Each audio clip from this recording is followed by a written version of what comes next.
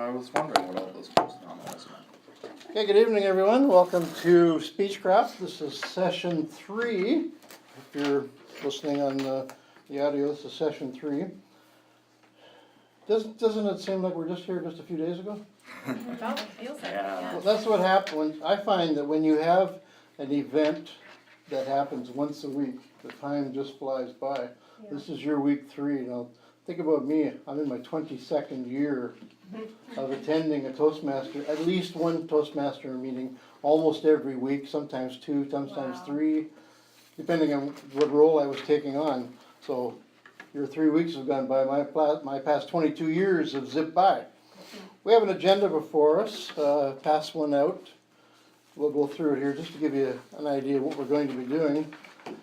The meetings from now on really get strategically and logistically challenging because we have lots. You're going to be doing lots of talking. I'm going to be doing less talking, and you're going to be doing a lot more talking. And in this one, we're going to start off in a moment with some introductions. And we're going to do something, we're going to introduce 2 new roles here. I'm going to volunteer 2 people. Casey, you look like you volunteered for timer. Okay. The idea is we want to get you involved with, the idea of a timing role is that, and we'll try to get other people doing it through the next sessions, is it gives you an idea of what the timing looks like. This kind of works. I find that Yeah, just let me- when I give a 7-minute speech, it goes by in about 1 minute flat. When somebody else gives a 7-minute speech, they're up there for hours.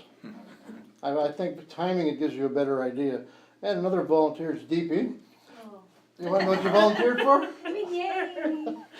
You volunteered to be our humorist. Oh, okay. Now, we do things a little bit differently at Flying Solo Toastmasters. Other clubs tell jokes. There's a lot of pressure on the humorist to come up with a joke at club. That's good, because we don't do that. Oh, good. Because what happened at our club years ago, we were getting sexist, we were getting racist jokes. Oh. Just totally inappropriate. And after about 15 weeks straight of knock-knock jokes, how low can you go? Knock-knock, who's there? You can go pretty low with a knock-knock joke. We changed the rules. We decided that our humorists will do something a little bit differently. They would listen to everything that goes on in the program during the meeting and write it down and keep track of something that they found humorous that somebody said. Okay.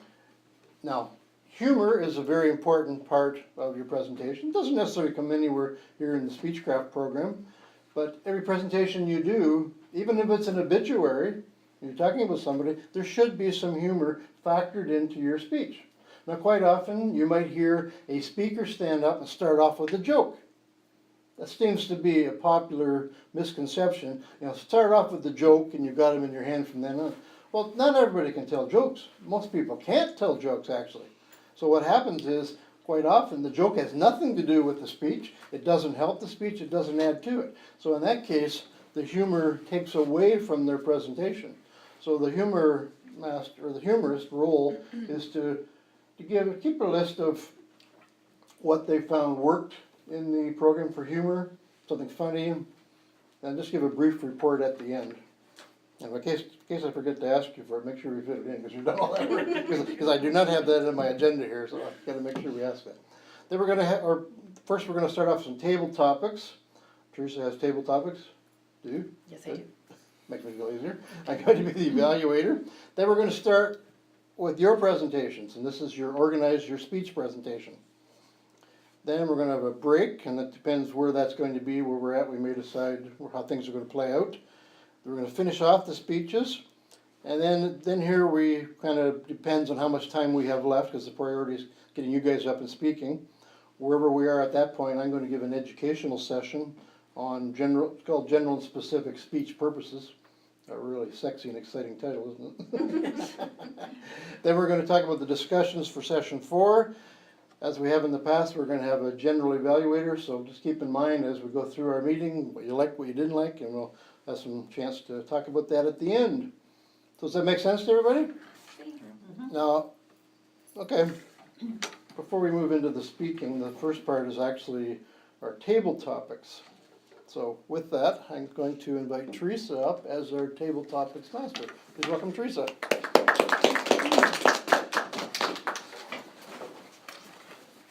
Thank you, Ray.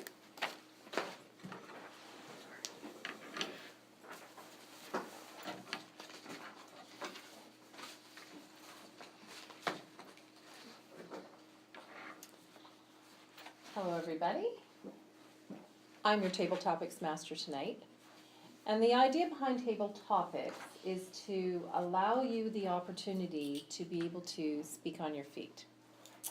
And that's not always easy. That's easy for some people, but not easy for others. And this is just a practice mini speeches, basically. And you don't know what I'm going to ask you. So that's how it's speaking on your feet. And when you're doing a table topic session, you try to address people based on what you think, would be good questions. And I was trying to think, okay, well, I don't really know you, so that sort of makes it a bit challenging. I could do some very generic general questions. However, last week, Amanda had brought up something during our session about, when are we going to get to the meat of the matter? I want to learn, because we're going to get up there and speak about CNIB and all that sort of stuff. And I thought, why not take that and use that in the table topics tonight? And so I sort of tried to put myself into your shoes a little bit, or maybe more the shoes of an audience member after you've done a speech, or maybe thinking of some of the things that you might talk about. And I don't really have a lot of history. Probably would have been good for me to talk to Carrie before. So bear with me. I'm taking a guess here. I'm just going to throw the questions out. And they may not be what you want to answer. And if you don't want to answer it, we're pretty easygoing. You can change the subject to something you think is more important to answer, or you might change it around a little bit. And that's okay, because really the idea here is to basically speak. It's about getting up and just getting the body of the speech together. Could you talk about the timer's role before you get moving? Oh, yeah. Yeah. And what do so you I'm going to do? let you tell us what your role is tonight and how you'll be doing that.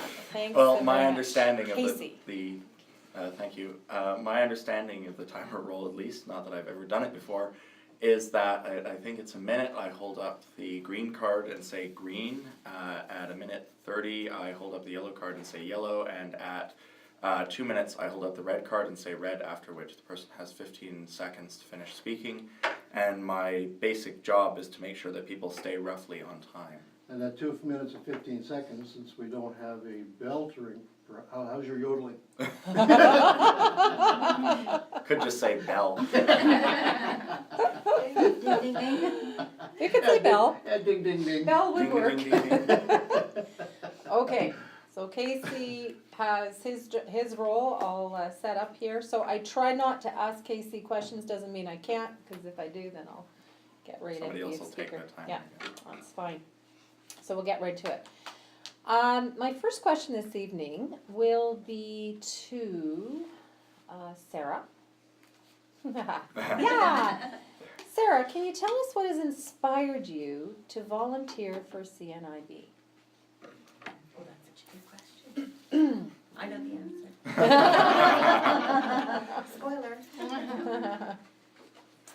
Thank you, Madam Table Topics, and hello, fellow Toastmasters. Why did I come to volunteer at CNIB? Well, back in 2012, I went to Romania and Bulgaria with school at UBC, and it was a crazy adventure, partly because I was born in Romania, so being back there brought back a whole bunch of emotions. So I was there for 6 weeks. When I came back to Kelowna, I went through a period of depression and anxiety. So it was a little rough for a little while, but I got a lot of support from my community, from Interior Health and my doctor. And after receiving all of that support, I wanted to give back to the community somehow. So I was scrolling through CastNet, and I found CNIB. I also have a grandmother in England who has some form of glaucoma, I believe, some type of eye loss, vision loss. So I thought this would be a great opportunity to just become more educated. I have also a previous best friend, her grandmother has some vision loss as well, and I became super close to her, and so I just wanted to be able to connect with her again on a level that I maybe hadn't before.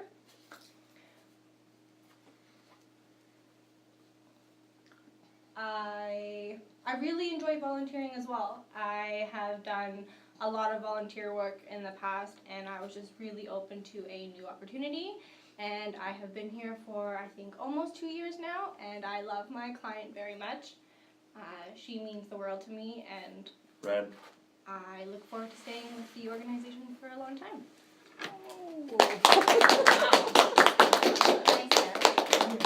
Wow. Time on that was 2 minutes and 5 seconds.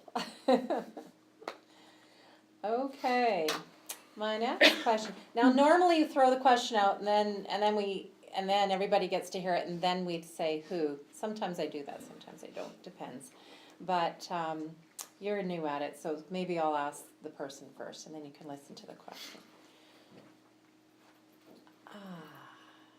Amanda. If you hate the sound of my name. Amanda, if you could have any changes made in the city of Kelowna, say you had the ear of council, and to improve accessibility, what would that be?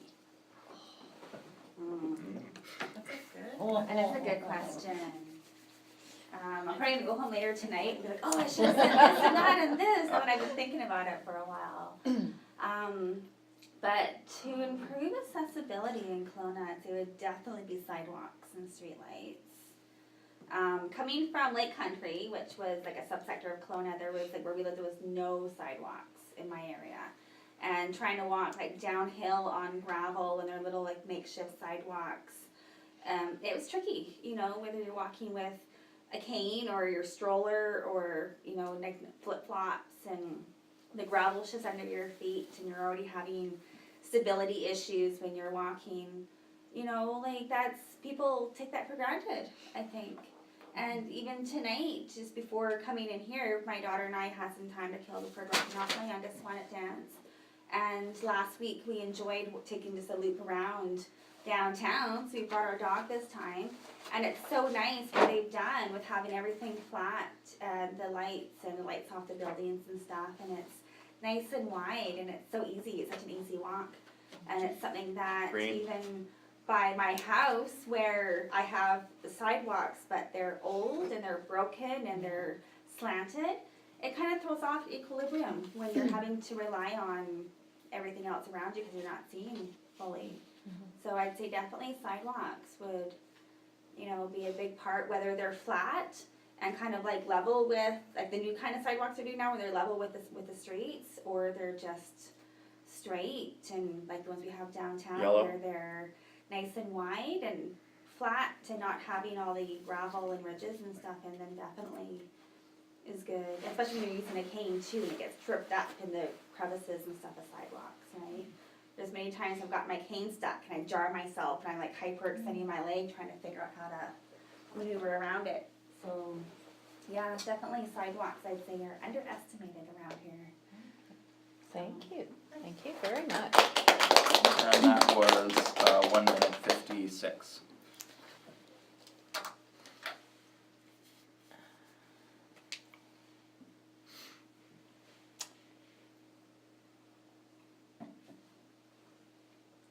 DP, if you were speaking to a group of people about CNIB or just the vision loss or whatever you're speaking about, what do you feel how do you feel your speech would be successful? Like what if it was successful, what would that look like? Like if you how would you know you reached people? I guess maybe that would be the good way to put it. Good evening, everyone. So if I did a speech, what success would look to me would be if I got through to someone. And I know that's just a saying, and how do you tell if you got through to someone, right? I think it really depends. I've done speeches in the past about like different topics, but during the question answer period, when people ask questions, you can tell by the nature of the question how intrigued they are or how connected they were during the speech, and that really helps, right? That's one of the ways that I would define success. Another way that I've done it is I have information pamphlets or my email address with me. So I encourage people to come talk to me and grab those those forms of contact. So even if they want to be anonymous, they can email me or they can call the organization or whoever. That's another form. And the way I present, I try to present in a way that's not very, it's informal. So people feel comfortable. They don't have to be continuously listening or have to listen really hard. It's just natural, like we're having a conversation with someone, right?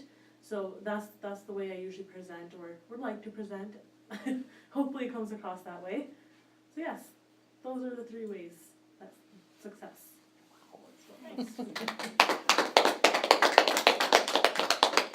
That was a minute 27. Lisa, Uh-huh. it had to come to you eventually. Eventually. I know, it's a small group. What do you believe is the biggest misconception that people have about being blind? Good question. Such good questions. Madam Chair and fellow Toastmasters, could you please repeat that? Sure. What do you believe, based on your experiences, what do you believe is the biggest misconception that people have about being blind? I think the biggest, and this is my very personal experience, a lot of people, and I'm not going to name names, but I know a lot of people and the general public seem to think that because I am sightless, that I am also brainless. And that is not true. There are many, many blind people that I have known that are of high intelligence. Probably, you know, there are a lot that I have known that are very highly educated. I, as a blind person, have done many things, and it's unfortunate that the public thinks this way about us. And I don't know, I have tried over the years to try and change people's lack of understanding and awareness, but it's really, that's a major challenge that all blind people Green. have to try and overcome and try and find a solution to make the public understand that just because we are blind or visually impaired, we are not lacking in intelligence. Good. Thank you. That was a minute 17.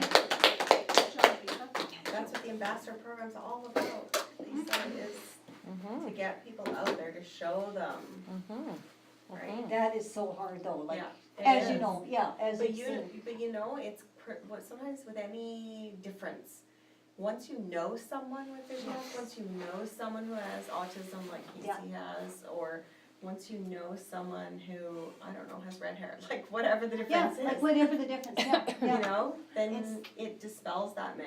yeah, and Yes. it's the lack of understanding. Exactly. That's Well, why we have the program. we have 4 questions, and I think maybe it might be good for Casey to hand over. Do you want to give that a go? Just, yeah, I mean, it's 1 minute, 1:52. 1 minute, 1:30, 2 minutes. Okay. And then at 2:15 you have to cut me off. Okay. 1 minute, sorry. 1 minute, 1 1 and a minute half. 30, 2 minutes, Okay. and then at 2:15 you cut me off. You get the hook. Okay.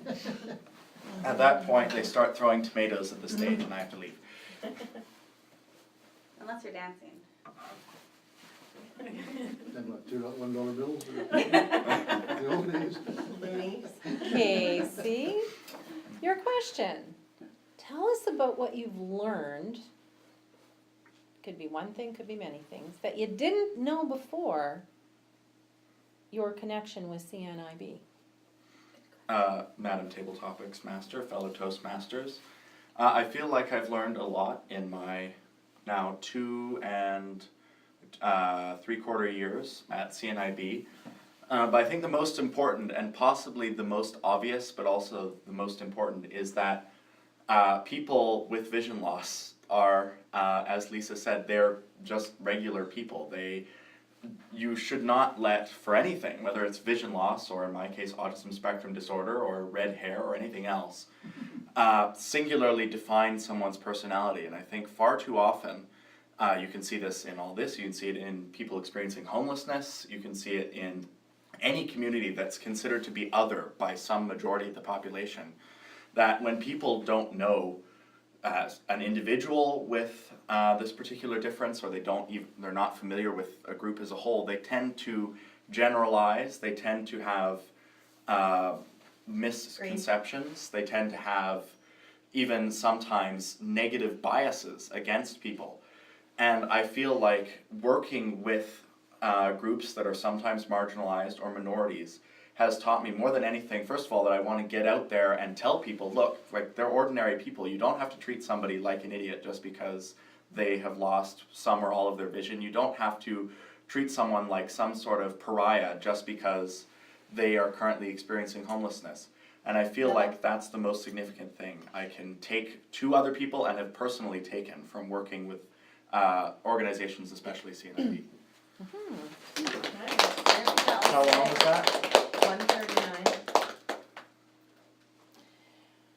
Well, I think I have exhausted my questions, and I don't know if I was supposed to ask everybody in the room, or Ask Mom if because you I didn't want. have another question, but I could throw one out there if you Sure, wish I'll to do give it. it a go. Okay.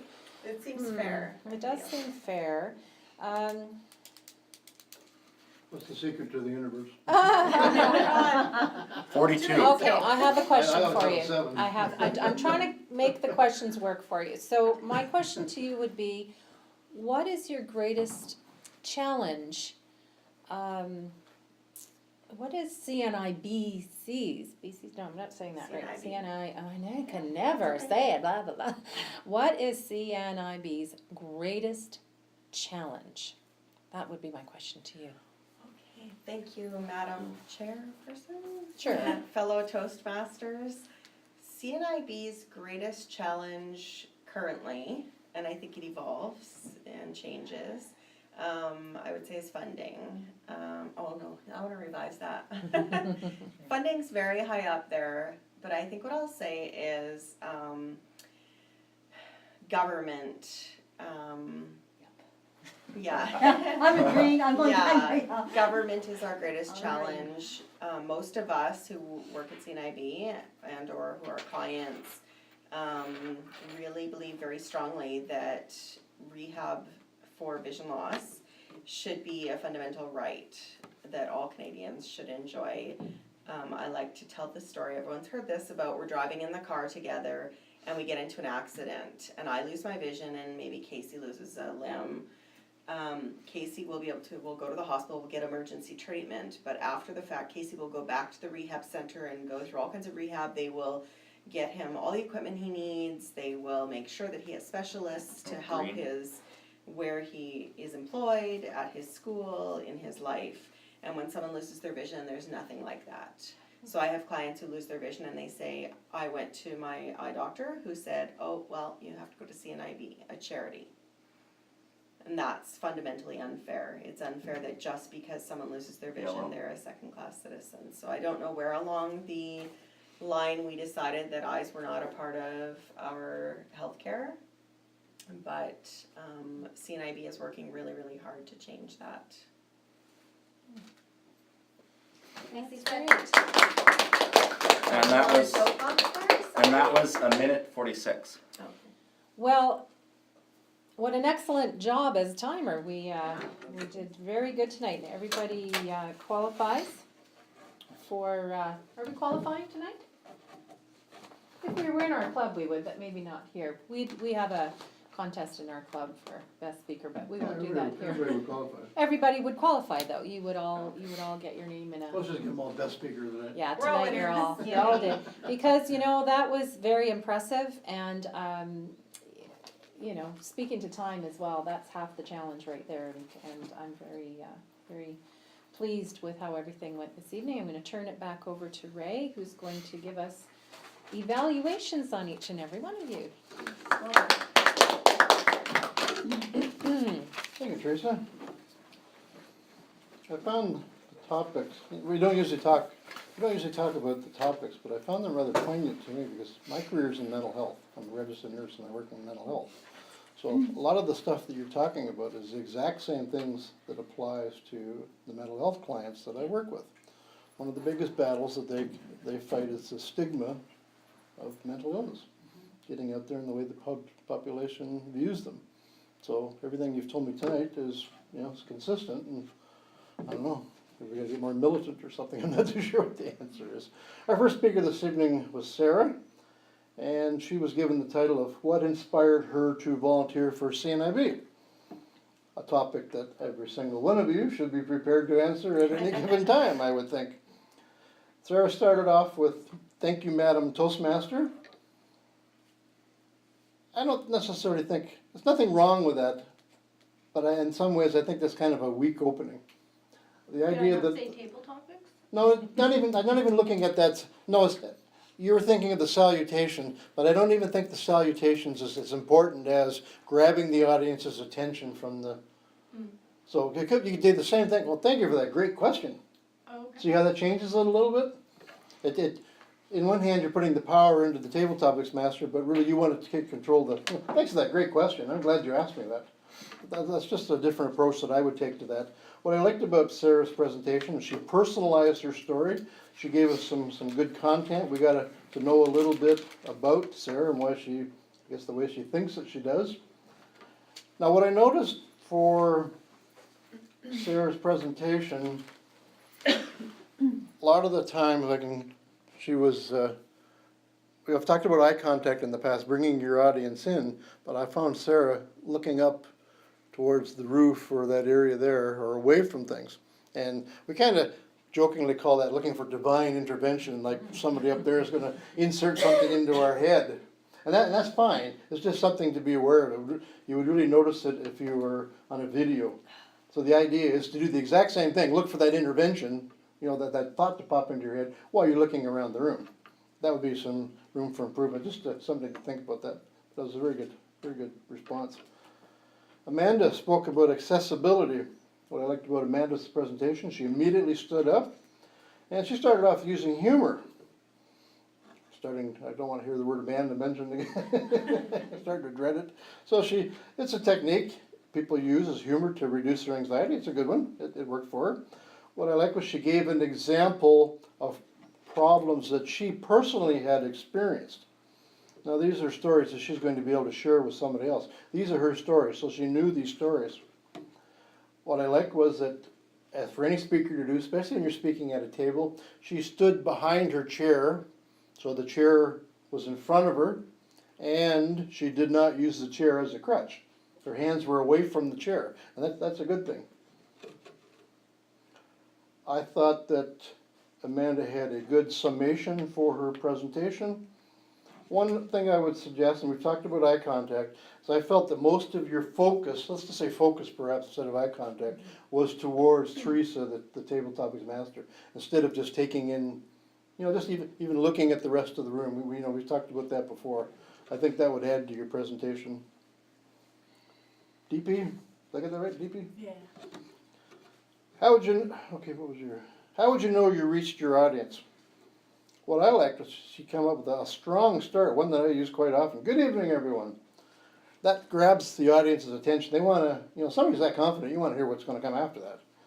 I thought she gave a good, logical examples of how she measured success. She gave us several examples how she would talked about sending or passing out brochures with her email, giving people the opportunity to remain anonymous. I thought those were all good points to back up her story.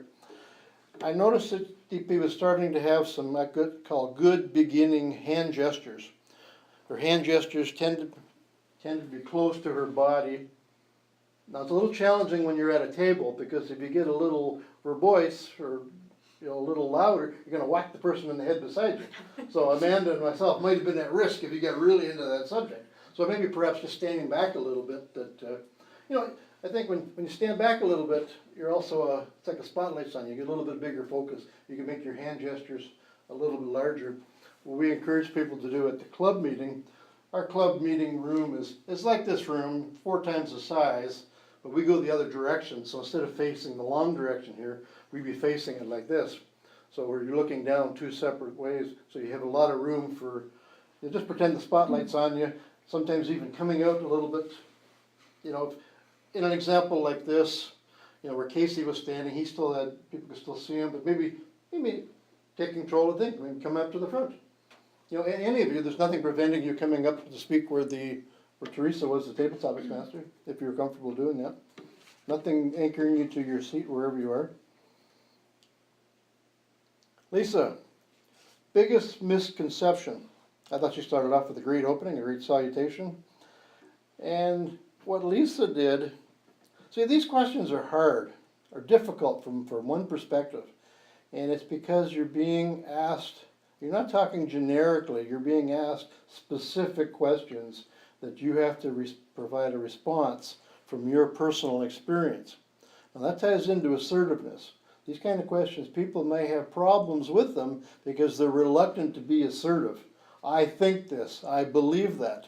People, that takes a certain level of assertiveness. You know, this is a good, comfortable group here, we can do that. I would encourage you to do that once you get out as, you know, ambassadors for CNIB. It speaks strongly about what you believe in. These are your opinions, you own them, nobody can take away from them. And I think that's what Lisa did. She qualified her presentation right from the beginning. This is my opinion. So she sets it up. She's right. Nobody can argue with it. It's her opinion. I thought Lisa also had a good speaking volume and a good speaking voice. I wanted to listen to her. Something I noticed that I would suggest, Lisa, is maybe back away from the chair. Like maybe when you stand up, move your chair just back just a few inches so you know where it is. That way you can get your hands away from your material. You weren't using... No, I wasn't reading anything. No, you wasn't, because you wouldn't know what the subject is, because there's no way you would have had anything down there. So you're doing it right now. So once you're back from your chair, just a few inches so you don't lose your bearings, Yeah. that would allow you to fit in your hand gestures. Okay. Same advice to you, that if you did, and you got really, telling a fish story, you want to be careful you don't whack, the people beside you. Yeah, exactly. But a good presentation, I enjoyed that. Casey started off, he also had a good salutation. And what I liked about Casey's presentation, well, Casey's got a good speaking voice. He comes across as being very self-assured. I want to listen to him. I believe he's credible. He set his credibility up by saying, this is my opinion. This. I can't remember what his topic was. What was it, the most important thing you learned? Yes. Were you able to share something? But what he set his credibility up in saying, with my 2 3/4 years as a volunteer with CNIB, and that helps his credibility. I thought that was good. Suggestions for Casey would be perhaps stretching it out a little longer. You had a few seconds. You're 139, so 15 seconds, 20 seconds. I don't know. What can you fit in? Maybe it's hard to say.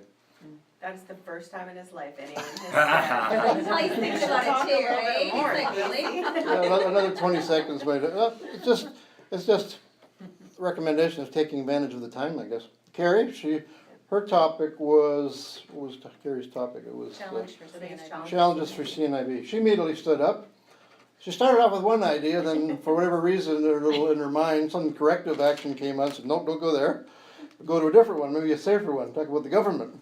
No, it's because that Well, was really the biggest Everyone hates the government. Well, that's the way I saw it anyway. So she changed her direction, but she personalized it too. There's nothing wrong with having your opinion. She personalized it, and for me, she gave me some information that I wasn't aware of. I thought that the anecdote that she fit in there about the car accident and somebody injuring their arm and somebody losing their sight, that's a powerful story. I was not aware of that. And I've got a strong, almost 40 years in nursing and, 30 years in health and safety. I had never heard anything like that before. And I'll certainly be sharing that story with people, so thank you for that. What I would suggest for Carrie, perhaps a little stronger conclusion. I thought it just kind of petered off. So do I. Maybe a suggestion would be, call for action. It depends what your message is. If it's facetious, get out there and fight the government. Let's overthrow the government. You're not going to do stuff like that. But maybe spread the story.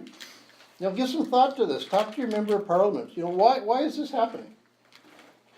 we talk about, coming up later in the educational session, about every speech having a purpose. Your table topics, your last sentence really should set it in people's mind. So the suggestion I would give to Carrie, and any of you any of us, we're the same as us, is to think about your final sentence too. Grab your attention in the beginning, and grab their attention at the end. Give them something to think about. I was listening to a presentation the other day. He's a professional motivational speaker, and he said his formula that he uses all the time is each presentation he does, he gives them 3 entertaining stories and 2 something to think about, and he doesn't try to convince people. And he was a political writer. It was an interesting story because he was for one of the governments in the States, the presidents. When he was single, he was a writer for one of the persons that were running for the office, and the woman, she was the speech writer for the other one. They were opposing sides, and they ended up getting married. They spent so much time arguing, writing speeches, that they found they had something amazing in common, so. I don't know who'd ever win a debate around that house. Any comments about that session? If I'm allowed to make comments, I just wanna say, because I missed the week, but Sarah, the change from the first night to tonight, I was like, my mouth was dropped open. I feel day went Confident, you looked relaxed, you didn't look like you were gonna vomit. Well, like on the first night, she was up there for what, like maybe a minute 15, and today she was up there for over 2 minutes. Yeah, like the change, does anyone else notice? Yeah. Yes, Here, yeah. like, That's what happens. Sarah's good. wow, Sarah. Next you'll I'm be so impressed. You'll be up in front of the church giving sermons. Okay, we're gonna move into the fun part. You're going to be delivering speeches. So remember what we're gonna be doing. Okay, we've got 5 speakers, 1, 2, 3, I kinda write 5. I'm gonna draw for speaking order first, and I'm gonna write this down for a master thing. I've got all your names in my pocket here on pieces of paper, so I'm gonna draw for speaking order, then I'm gonna put them back in my pocket again, and we're going to draw for, remember the introduction portion of this? You still got to do, you still have time to wing it. Just to give you, we'll go through the speaking order first, and then we'll do the introducing order next, and then we'll talk about the logistics of how we're doing it. So we're just gonna try and keep it simple. So we have a drum roll for our first speaker. First speaker, Lisa. Oh, no. Hey, you'll get it over with. Okay, so Lisa's our first speaker. Our second speaker will be Amanda. She doesn't like hearing her name mentioned. Second speaker will be Amanda. DP, it's number 3.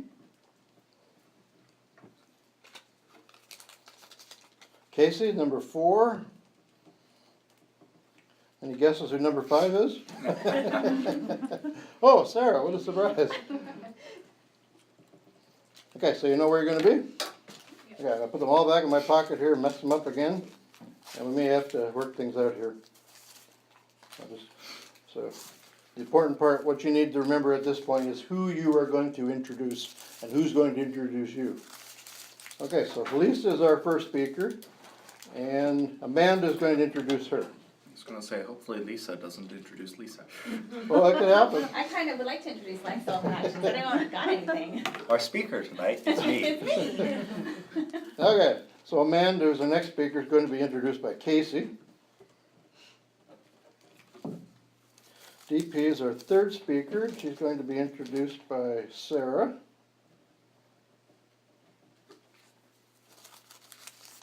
Casey's our next speaker. He's going to be introduced by Lisa.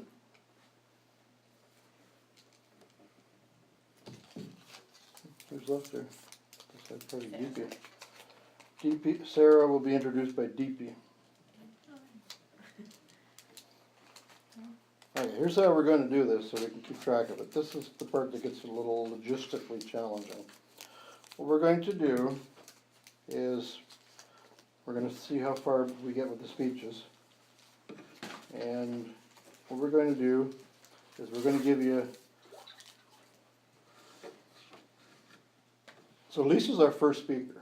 So she's going to meet with Amanda for a minute. And Lisa will, if you've got anything for Amanda, or just Yeah. tell Amanda what you want her to introduce you as. Okay? Yeah. And we'll start off with Teresa. You evaluate Lisa. Well, we'll spell off back and forth, okay? So you'll evaluate Lisa's presentation. And then upon the completion of that speech, if you're ready, you'll come up and do an evaluation. Right after?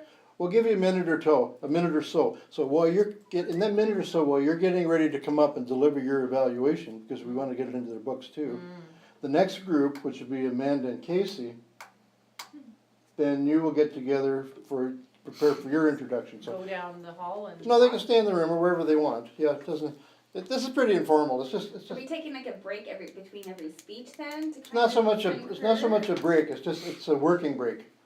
Because you have to figure out what people are gonna say. Yeah, so Yeah. you guys are gonna speaker and introducer are gonna get together, and us, as evaluators, are gonna collect our thoughts. So a couple of things going on. Do some squats and some stretches and get ready for the big speech. Get pumped. Yeah. Okay. Okay, so start off what we're doing, okay, then I'll do the second one, and Teresa do the third. So I have Lisa, DP, and Sarah. Correct.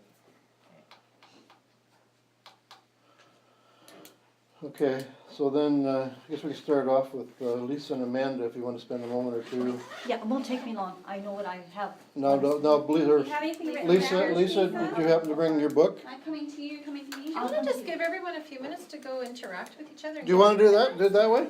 Get it all done, Sure. get it Yeah, but figured you out. could- No? Okay. Well, I'm just worried. You'd have to divide it in half. If people don't have stuff written down, though, then you'll have people forget, probably. Oh, okay, we'll do it, just do it. Yeah, because it's not logistically, because it's not cut in half and half. They're doing it.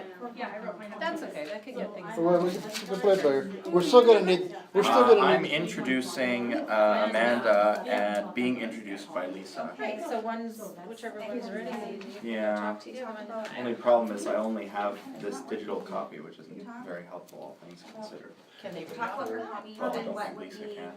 Oh, you can't, you don't have one of those. Can you email it to? Well, unless she You know wants to. her do it. emails. That sounds great. Yeah, but I mean, we have No, that sounds great. Can get the email. I don't know if she has, I don't know if she can. You mean for right now?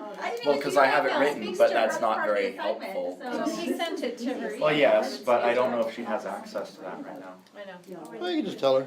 I'm looking forward to this. I did have like several points written that were slightly more complicated, so I don't know if I'll just simplify it or. Yeah, well, she can just What? remember what she remembers. That's all she can Yeah, do. it's an exercise. You're not expected to be experts. No. It's an exercise in getting up. If you Okay. were doing it in real life, you would prepare it a little bit Yeah. better, right? I'm coming there once that Casey. Okay. I can come to you if you want. Okay. Get out of your way, Casey. Lisa and Casey, you guys could talk. Oh, yes, we could, yes. Yes. I have Here, stuff stay right written there. down, but Okay. of course that's not terribly helpful because Okay, it's. I'll in slide written over. form, but- Yeah, okay, there you go. Here, yeah, if you just sit at the Yeah, chair I'll right just behind you, I slide over. can Yeah. talk. So I have it written down, not that that's Okay. very helpful. That's okay. but If they just, I, they're oh, getting it that's sorted fine, out, I'll if grab they get it sorted out, Yeah. can we just go up there and that's somebody else's. do all of our, Um, I could do my three. So I'll simplify it, Yeah. it's a bit much to memorize, It's easier just to. If you want to. I really do, the because basics of it back are, in and I the guess book you is gonna get really. phrase Yeah, it 'cause how I'm- you like, but many people find I don't know how travel logistically it's gonna work out for very time, so I wanna keep track of it. We're at 7:46 now. I know. The speaker, which I guess No, would it's be okay, me, I'm okay with that. Because you got, has Once managed you to get up here, find then you can just- bliss and Well, even because joy you've got in the this opportunity stressful between and difficult speakers. situation. like, Right. when I'm doing mine, you can finish Tonight, off yours. Casey Broughton will So be you got a few speaking extra to us minutes. about the joy of Well, airports. whatever works. No, I like your idea. If you're okay with it, I'm okay with it. I would have wanted something like this tonight. I'm gonna get some water. Yeah. You know, ladies and gentlemen, blah, blah, blah, this is Casey Broughton, he's going to speak to you tonight about airports and travel. Yeah, and Does then, that say well, I that? was thinking we could mention at the beginning of it that many people find travel stressful, but our speaker Okay, how about, yeah, the joys and stresses of travel? alright, How's that sound? yeah, that I sounds might good. be able to remember that better. Yeah. I Yeah. don't do objective. But, yeah. Okay, that's Yeah. gonna be interesting. Alright. How did you come up with a topic like that? Well, I was thinking, Amanda, what do you have your book topics here? do 'Cause I I have know your quite a bit evaluation about that in I there. think people would be quite interested in? I know lots of people travel and they have stress, Well, you got me. and I know a lot. Yeah, you got me curious now. Well, thank you. Yeah, And here, I'll talk to Amanda about introducing her. okay. Amanda, did you have something written? Nope. Or- Okay, so what did How you, dare you winging it? fairly good, I would hope. What did you want me to introduce you with? Good question. I don't know. What will you be speaking about? Well, And, what am I doing? kinda sorta Casey. our motorcycle, but then it's gonna kinda change. Hmm. So, About my favorite pastime, Mm. my things that help me de-stress. I could say something like, our speaker this evening, or that many people have favorite activities and pastimes. Our speaker this evening, Well, we Amanda, can will meet next week and see if speak you're to us related to them. about how she passes her time, including, we mentioned motorcycle, including I probably how will she be watching. enjoys motorcycle riding. Lost cousin somewhere. Right, that'll be good. Okay, thanks, Kate. Thanks. Oh, it's so So you're gonna build a time, Casey? Well, all of them except the one I'm doing, yeah. Yeah. So what do you want me to do for this one? 5 minutes? These are 3 to 5 minutes, so three, So four, 3, 4, and 5. Yep. Yeah. I have to read mine slightly quickly. I timed it out and it was just under 5 minutes. Come on. Maybe I can't time. Let's see if my phone cooperates. Oh, I need to bring a charger.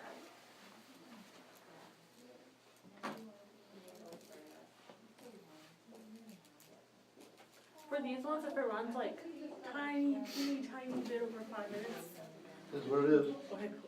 I Google. don't see any rotten fruit. Nothing to throw at you.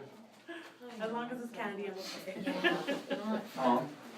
You have a light for people in your office? My phone won't turn on when word it's dead. Oh, yeah. Well, I need it for timing, that's the Oh, thing. okay. Do you have a charger?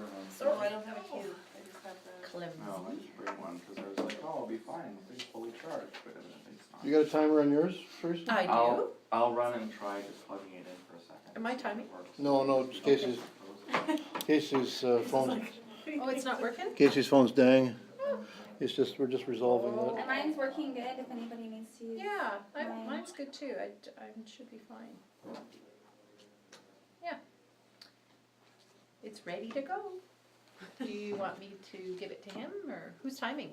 Casey's timing, Oh, I he's just, gonna time, okay. I think he's just making his mom or her money. Okay. I mean, I can time if we wanna get going. So did anybody get emails from Carrie today? Yeah. Yes. Did you have a chance to check out the links or No, is something, you know, been working all day. I was impressed. Yeah, I was impressed with the way they turned out, so there's, Was it good quality? oh, it's very good quality. Oh, good. Yeah, it's very good quality. Actually, I had somebody, nothing to do with that, but somebody contacted me, they wanted to know what's a good way to record yourself, what's a good recorder, they wanted to talk about a lapel, you know, those I'm sorry. those lavalier mics. Okay, you can Minor use mine. And I technical. said, Well, well, mine's if you got a working. smartphone, try your smartphone, because, you know, the particular app. I find on the iPhone that voice notes works quite well, cause you can use it both as cause it shows the time, so it'll time you as well as Yeah. recording. For this one, it's a special app that I got there, I was really impressed with the quality of it. Okay, let's get started. My phone's working now, so I can time. Okay, so, actually how this works out is Amanda comes up here and introduces the speaker. So, some things we didn't tell you about. Where are people speaking? They're speaking from up here, Okay. they used up here. Okay, so, what you should be doing is, you've got a speech introduction. The idea of it is that you deliver your speech introduction, then you lead the applause while the person's coming up, and then when they come up here, you shake their hands, because what you're doing, always should be somebody, this is the center of control for the meeting, the lectern, or the podium, or whatever it is. This is the center of control, so this should always be, you know, defended. So, you introduce whoever you're introducing, and when they come up, you shake their hand, and then you go back to your seat. Now the speaker, you should wait till your introducer sits down before you start. It's just one of those things that makes you look more professional. Hey, try it out a few times, see what So happens. tonight it's the blind leading the blind. Well, in this case, yeah. You said it, we didn't say it. Okay, so I'm not doing much here, I'm just saying, here's our first introducer, Amanda. Right, hi. Hi everyone, we have Lisa here to talk to you about her hobbies and some things that might be enjoyable for you. So here's Lisa.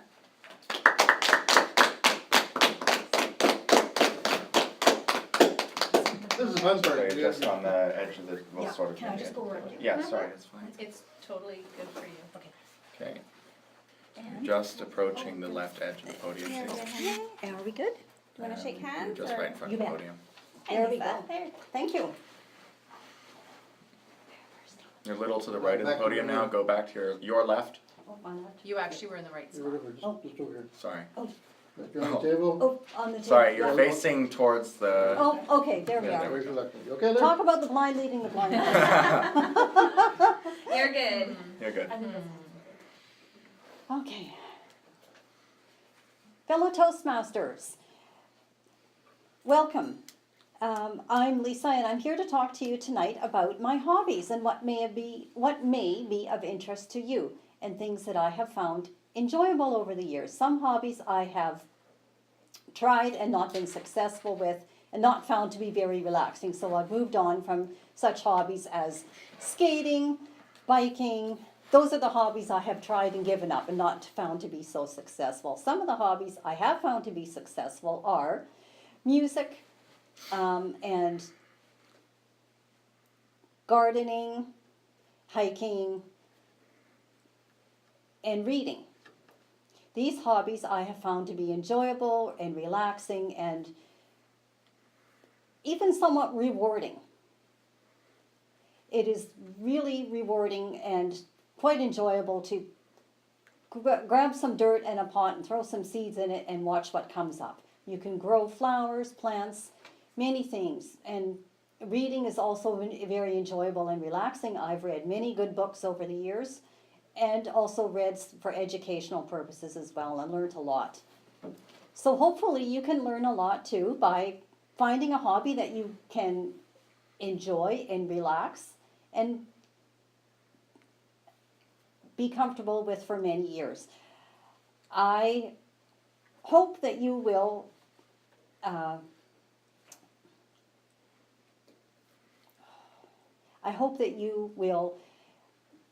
take what I have tried to teach you tonight and or try to explain tonight and find yourself a hobby that you can truly enjoy and have fun with over the years. Thank you. Nicely done, Lisa. Sorry, you're just on the edge of the table here, sorry. And then I'll just talk to you so you know where I'm sitting. Okay. And then you right beside me here. There's your turn. Okay. Okay, so should someone introduce me or should I just go up? Oh, I have to Well, introduce you don't have to introduce me, it's Do fine. I go I'm next? just- No, Well, yes, I but have to I introduce. introduce you, You or I want- introduced you Amanda, introducing me? so Oh, sorry, I thought Casey should was I next. just go up? Or? Oh, you are Yeah. introducing. I am she is introducing Casey. Oh, is she? She is. Yes, Well, I am introducing okay. you. But I'm going next still. Yes, she introduces me, I introduce you, it's a long chain. I wanna get Shoot, mine done, so. I got mixed up. Some I don't sort wanna of, get bummed. No, Amanda's speaking, yeah, and Casey's introducing Amanda. That's Oh, okay, okay, I'll that's where just we go got in mixed front up. then. That's where we are. Sorry. This is only the That's second fine. one, we're just starting. I said there's some logistical challenges here. I mucked up my Okay. speech. I mucked up. Many people have hobbies and activities that they do to pass the time and enjoy themselves. Our speaker this evening, Amanda, will be talking to you about some of the activities she does for fun and to de-stress, including how she enjoys motorcycle riding. Amanda, ladies and gentlemen. Shake your hand. Thank you, Casey. Alright, you guys are in trouble because my speech is 50 pages. Lucky for you, it's in 48 size font. So, last week, as you all know, we got our homework assignment to talk about anything we wanted. My daughter picked me up and we got talking about what to talk about. So she first mentioned talking about her daddy's accident. That's a really significant thing for her, and she loves sharing that story. So it is a great story, but I suspect, judging by how this is moving on, that the speeches will get longer. And I'm going to save that one for down the road, where it's not a 3 to 5 minute speech. So, what do I talk about? So I started thinking about things that make me happy. I could talk about my kids. I talk about them all the time. And then I thought I could talk about my move from Lake Country to Kelowna. I'm kind of getting tired of that too, actually, though. So what do I talk about? Got thinking this past summer about our motorcycle and how much I missed it. I love my motorcycle, my husband's motorcycle. But we didn't get it out this year. We were moving and we didn't have a chance to get it insured, and next thing we know, we missed the season. So then I got thinking about the first time my husband took me on his little Yamaha Virago. Now, at this point, I'm thinking I should go up to my office and start writing down my memories, right? Well, anyone who knows me knows this is when the real work happens. Because my brain starts seeing all the projects around my house that instantly need to be done. I can't have them sitting there anymore. So my upstairs of my house, it's literally 2 bedrooms. There's my stairs going up, there's a nook, and then there's my 2 daughters' bedrooms. That's it. So the nook, so this nook, I have, this just before my husband left for work, I had him put a curtain rod up top. I'm going to turn it into a closet. So now, thinking about motorcycle, then I should be writing my story, this nook has to get finished before I can talk about my bike. So, I have to head to Rona, and I have to get my screws, and I have to get my puppies, and I have to organize all my winter stuff now. So off to Rona we go. So I'm walking around Rona, I'm getting really, really inspired. And at the front of the store is all the Christmas stuff and the wall-mounted fireplaces. So they happened to be on sale, and I had to have one. So I'm calling my husband, and he's like, no, we can't afford this. It's right before Christmas, right? And I'm like, no, it's okay. So I assured him that it's in the budget. Because we had already agreed, I'm going to buy him 2 tires for Christmas, and he's going to buy me 2 tires for Christmas. So now I'm leaving Rona with a bunch of organization stuff and a new fireplace. So now I'm home, there for a little bit, thinking about writing again. And thinking about my speech, and I'm thinking about my bike. And I'm thinking about the first time he wanted to show me the difference between the little Virago I was first on and the Maxim, the bigger bike. And the first time we had gone for a ride. And I thought we're just going to go around the block to show me the difference in power on this bike. So I was in a bathing suit, sarong, and flip-flop, and off we go. Really naive back then, right? So as we got back, we were on just long enough that the pipes got really hot. And I grazed my calf against the pipe and gave myself 2nd and 3rd degree burns. Which is okay. If I keep myself a little bit heavier set, you don't see the scars at all. My mother actually pointed that one out to me years ago, and she was like, I'm surprised you don't have the scars. So I got really thin, and she's like, oh, there's your scars. So now we're good with that. So now I'm thinking about, again, how to put my bike into words and going upstairs and writing. But the fireplace, it's in the TV room, it's in the box, and it's calling me out. Yellow. So this is typically a project that I would wait till my husband gets home and have him finish it. But how hard can it be, right? So I'm pulling it apart, reading the directions, thinking I can do this. So all you have to do really is like screw the brackets into the wall and put the thing on the brackets, right? So what I learned, what I learned is they only send you enough anchors that you should need to put the fireplace on the wall. Not any extras. Mm-hmm. I learned that my house is not built the same way as my last house. And in fact, my walls are more like concrete than drywall. I learned that my husband has a very cool toolbox and a very cool drill. I learned that he should keep me on speed dial a lot more sooner when I am getting his toolbox and stuff out. I also realized that I took it too far, and I had to finish the project after 2 days because I not only had 12 holes in my wall instead of 4, I also had a lot of Sharpie scribbles trying to measure and level everything out. And when you're visually impaired, leveling things is not the easiest thing to do. Right. So, am I done? I get to stop now? Keep going. Okay. So after 2 days, I got my fireplace up on my wall. I got my Nook done and realized that I have a instinct or a knack, I guess, for procrastinating on things that I actually have to be getting done. So my husband had actually said to me at one point too, he's like, "Are you writing your speech?" And I had said to him, "No, I'm very, very busy." Which he had learned years ago meant that I'm procrastinating and don't question me. So thank you, everybody. It's actually a minute longer than this for your records. Like it's a minute longer than what this shows. I because I realized got I the need fireplace to- You So might it's have actually to- 5. You might have to tell So right good, you after. missed it, Carrie. No, I was standing right Oh, there. yeah. I just didn't want to distract anybody, so. That's okay. That was I'll really write it. Yeah, it's just I have to reset every time. So. Yeah, I'll write it. I didn't even mention my shelf. I tried to put up 2 and it's upside down because it didn't fit properly right now. Oh, no. So Sarah will be introducing a DP. Oh, yeah. I'm up.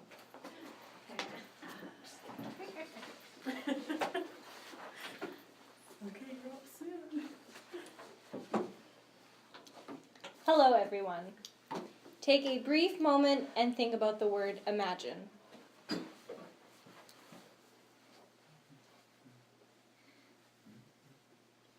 Think about not only how often we use our imaginations, but how many different ways we use it.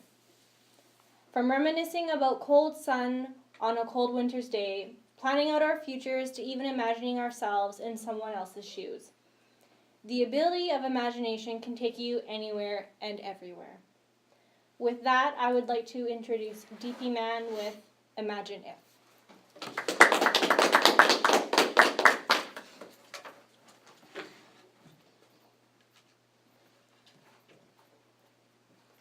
Thank you, Sarah. Good evening, Mr. Chair and fellow Toastmasters. I would like to start off with asking you a question. What is the best memory you have had? So just take a brief moment and think about that. Where are you? Who are you with? What are you doing? And what makes this memory the best one that you have? For myself, I always think about my immediate family and also my extended family, not just under one roof, but in the same room. I think about how they're laughing and talking and sharing, even yelling sometimes, which is fine. And just the warmth of that interaction and that room is just so beautiful. And I always think back to those occasions. So I'm just going to go off topic a little bit. Yesterday, was it yesterday? The day before I wrote the speech, I came back from work and I was super exhausted because it was a really, really hard day that day. And I had worn shoes that were a size too small by accident because I was in a rush. And so when I came home, my feet were throbbing, they were swollen. So I just flopped onto my red couch and I was like, I'm done for the day. As I was laying there, I thought I may as well go through my Facebook news feed because that's how I keep up with like the news because I'm weird.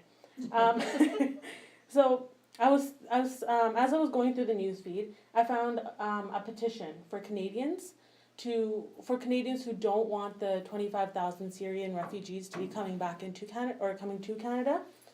I was so confused and taken off guard by this petition that I didn't even open it because they usually have like this brief summary of why they're doing this. So because everything that I needed to know was just right there in that title. Now to tie it back to what I was saying about imagination and memories, when I first heard about the Syrian refugees, I was pretty happy that they would finally have a safe place to be. Then I started to worry, as anybody would, right? I was going back and forth, and I was thinking, how would this impact our healthcare system, the load on our healthcare system? What are people going to say? We have homeless individuals outside, but we're letting people in and funding that. Or diseases, vaccinations, they're already going down because there could be an outbreak, right? And then I stopped myself from panicking, and I took a minute and actually thought to myself. I told myself, DP, imagine if you were sitting in that living room back in when I was imagining those occasions, like my best memories. Imagine if I'm sitting in that living room. Everyone is there. You can barely hear the conversation over your dad's laugh, or over mom yelling at my brother. But imagine if you hear a giant bang. All of a sudden, half the people in those rooms are gone. You can't see them. There's dust everywhere. Green. You hear sirens. People are telling you that you have to go. Your parents are rushing you. They're telling you to get out of there. You hear screams all over the place. You have no idea what's going on. What would you take with you? What would you pack? What are you packing for? Where are you going? How do I pack enough for my sister, my brother, my mom, and my dad? Are they even there? Do I even know if my sister and brother are alive? All of a sudden, I hear another bang. And then I take a minute to look up and see that the wall is gone. All I see is just the outside. There are no more street lamps. There's no more road. All I see are rubble, and fire. I would need a place to call home again. I would need a place for my family to find peace again. I would need to find some hope again. Being able to imagine myself in those individual shoes, is probably not even close to what they have gone through. However, it's all about the humanity, right? And life without humanity, that's no life at all. Imagine if.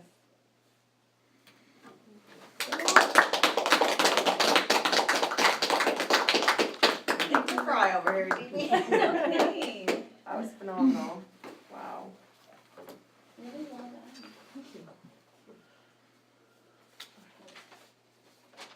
So, Yeah. Lisa is introducing. So Carrie, do you want a time? Sure.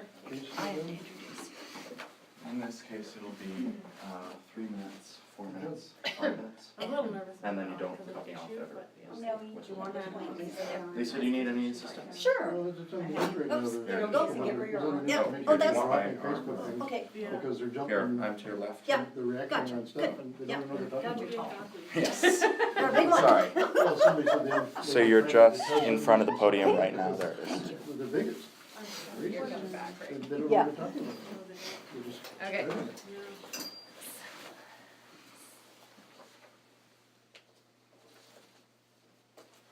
So whenever you're ready, Lisa. Okay. Ladies and gentlemen, fellow Toastmasters, I'm here tonight to introduce Casey Broughton to you. He's going to talk about travel and its joys and its pitfalls. Please make welcome Mr. Casey Broughton. Here, do you need an arm again, or? Shake your hand. Oh, yeah. Here. Do you want an arm? No, that's okay. I'll go back. Where's the chair? Stop. Somewhat difficult to follow up on that beautiful piece about refugees, so instead I'll try humor. Imagine this, you're getting ready to fly out to family for Christmas and looking forward to spending time with relatives you haven't seen in months. When you check your flight information, you find out your itinerary has suddenly been changed, and instead of a 3-hour layover, you expect 8 hours from 6 a.m. to 2 p.m. I would suspect that most of you would either just barely be able to bear it for the sake of being able to see family, or, if you could afford it, plunk down probably far too much money in order to avoid that situation entirely. I, however, relish the opportunity to spend more time in airports. Perhaps my appreciation from airports comes from my unique history. Since I have immediate family on 2 coasts in 2 countries, I've always been flying alone or with accompaniment since I was under 5 years old. Because of this, I have had the luxury of being able to visit most of Canada's major international airports and quite a few from the US. Unlike most travelers, I don't mean that ironically, I seriously do appreciate the experience. The excitement of coming from or going to somewhere new mixes with my interest in air travel to create an almost irreproducible joy. What do I mean by interest in air travel? One of the hallmarks of Asperger's syndrome, which is the autism spectrum diagnosis that I have, is the tendency to fixate on specific interests that may seem perfectly mundane to everyone else. In my case, one of my longest running obsessions, as many people like to call them, is air travel. How obsessed am I? I have a collection of safety cards in my desk that I've managed to grab from various flights that I and family members have been on. I have a border fast pass card, despite the fact that I don't cross the border more than 4 times a year. And I have memorized the phonetic alphabet, and I plan my trips months in advance in order to take the most out of the experience. This special interest of mine may sound insane, and it probably is, but I think that there's something to be gained from airports for everyone, regardless of their interest in travel. For those who may have trouble with this, I have some common and less common recommendations. Number one, you should know where you're going in advance. This may seem obvious, but I don't just mean your final destination, whether that's Calgary or Calcutta. Optimally, you should have at least a passing familiarity of everywhere you're going to visit, because confusion on travel day will only make things worse for you. It also gives you a better chance to explore the airport. If you have time between flights, I feel like it's a complete waste to spend it sitting around by your gate waiting for your boarding announcement. Even just an airport can be an interesting experience as a tourist. Art displays, museum galleries, restaurants, and even store windows can provide an interesting glimpse into the culture of the city you're passing through.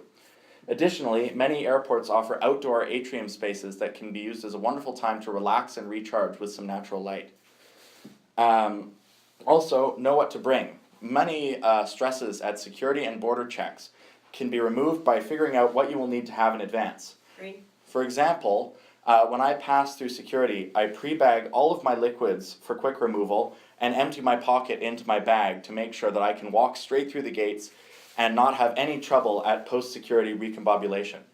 At customs, I have my declaration pre-filled and I have my passport and other essential documents such as boarding passes and hotel information in my front right pocket for quick access. I learned this lesson the hard way. I once spent 5 very nerve-wracking minutes thinking I had forgotten my passport in Washington, D.C. while trying to board a flight to Kelowna because I had accidentally put it in the wrong pocket and couldn't find it, and probably nearly had a heart attack. Additionally, if you're worried about boredom or anxiety, know what best calms or distracts you. For example, I never travel without some combination of my tablet, my phone, and my computer, all of which I can use to entertain and distract myself.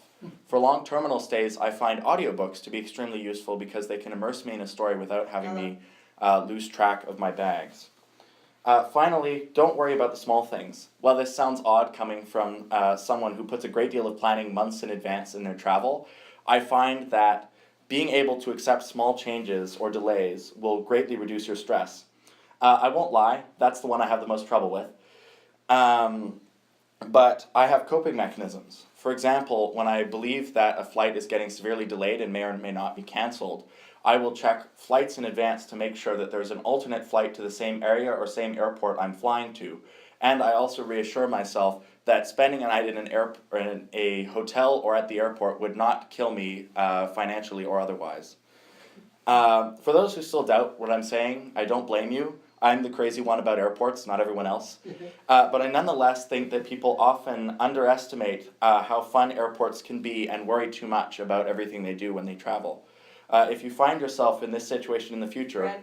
I hope that you can, at the very least, learn to see a bit more joy in travel, because as many people have been misattributed as saying, the journey can often be as important as the destination.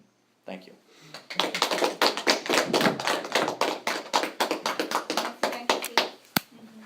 That timing was 5:12. 5:12. Right here.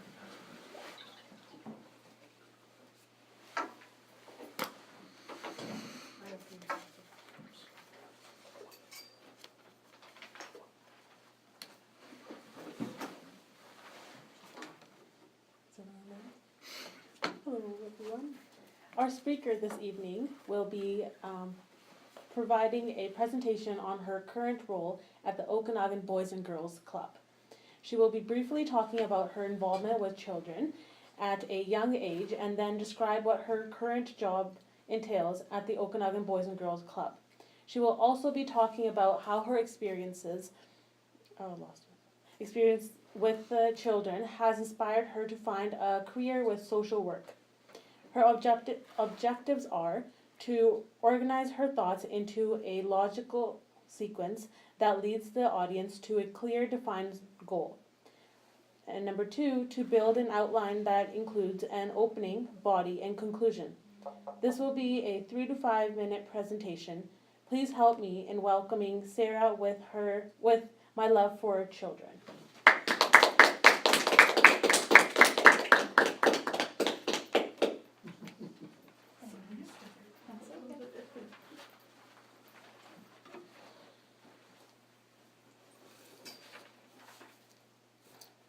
Well, hello everyone.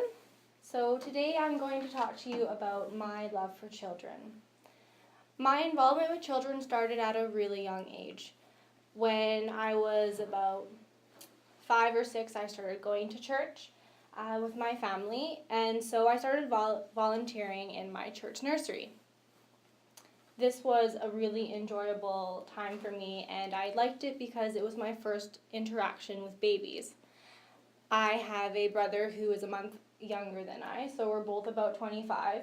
So I've never really had that interaction with having a younger sibling or a baby for that matter. I also volunteered at our Sunday Bible school with the children, and they are about between kindergarten to grade 6. And I like this because I was helping other children learn about God, and one of my fondest memories was watching the VeggieTales. I'm not sure if you guys are familiar with that, but it's an animated cartoon with veggies, and they just teach you about lessons from the Bible and stories, so that was always really entertaining. Shortly after that, I started babysitting when I was about 12 years old.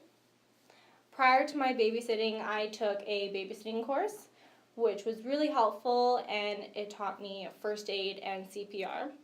I thought this was really excellent to have because I would be providing myself with the proper safety education. So if I had a child who was choking or they got a cut on their leg or something like that, I would be able to attend to them properly and safely.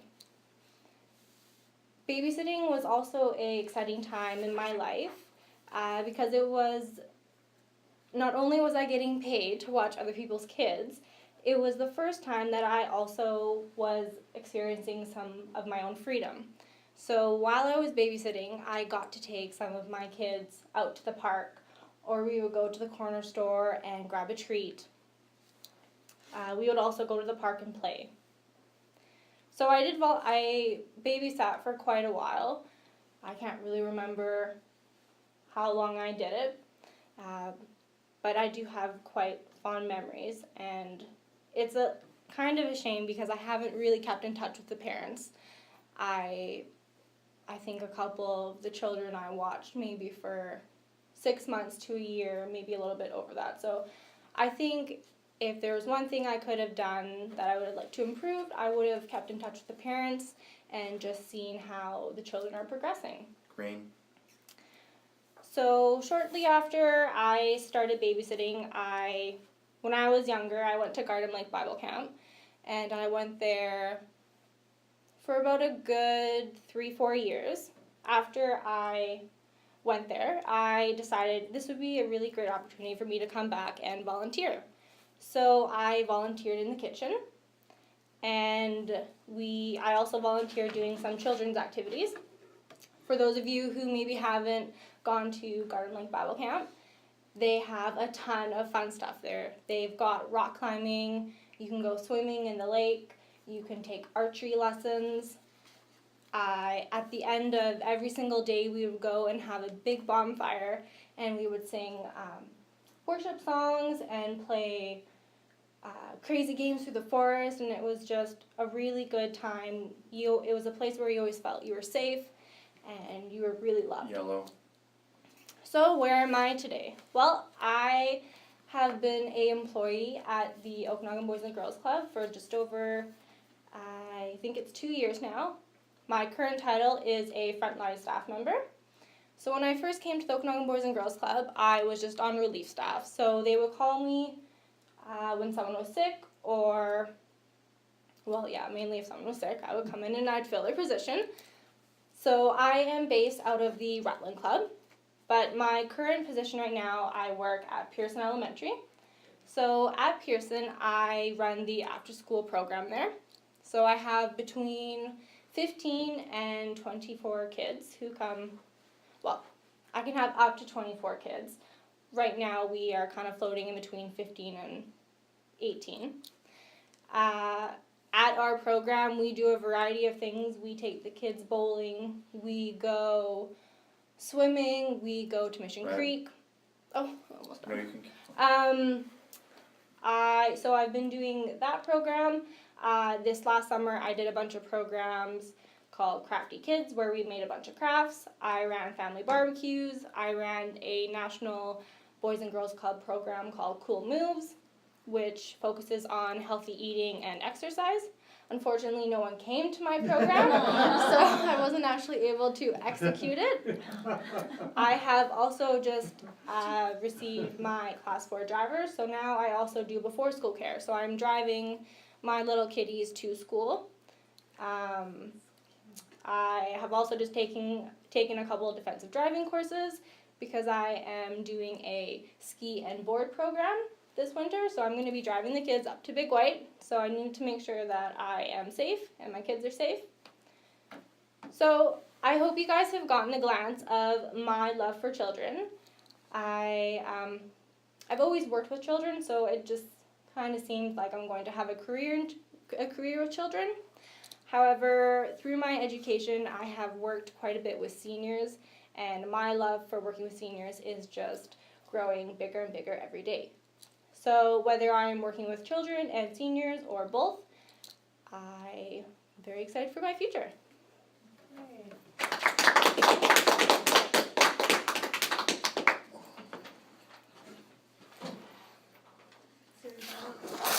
Well done, everybody. You feel a little more relaxed now that it's over? Yeah. Why don't we take about a 5-minute break or so, then we'll come back and carry on. There's snacks there, you guys, and juice boxes. Lisa, they're to your left and up at top of the table there. There's a bunch of different kinds of You want me to juice go boxes, through it, Mom? buckets. If you feel like Lisa, want if you one, want anything, I let me know can tell you what's in there. Oh, Thank you. from what I understand. I look up and Okay, we're ready for Trying to just second half of our meeting here. What time are we? busy around you, and it's like, hey, gotta close my eyes and. So it's 8:35.